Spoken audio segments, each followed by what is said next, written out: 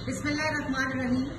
जैसा कि पाकिस्तान की आवाम जान चुकी है कि पाकिस्तान की आवाम का चीनी चोर इमरान माफिया इस वक्त मुल्क पर मुसल्लत है।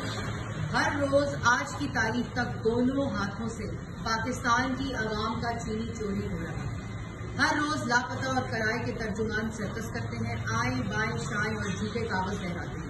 नवाज शरीफ, शहबाज शरीफ, शाहिद खकान अब्बासी और सलमान शहबाज का नाम लेकर पाकिस्तान की आवाम की आंखों में धूल, डाइवर्ट और डिफ्लेक्ट करने की नाकाम कोशिश की जाती है।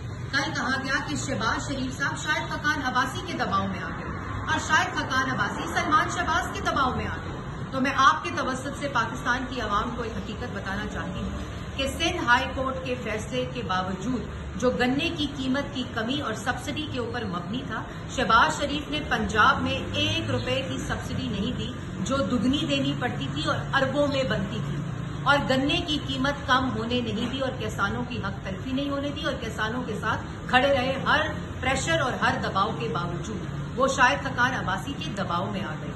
और दूसरी तरफ कहा जाता है कि इमरान साहब ने कमीशन की रिपोर्ट को पब्लिक करके तारीखी कदम उठाया है।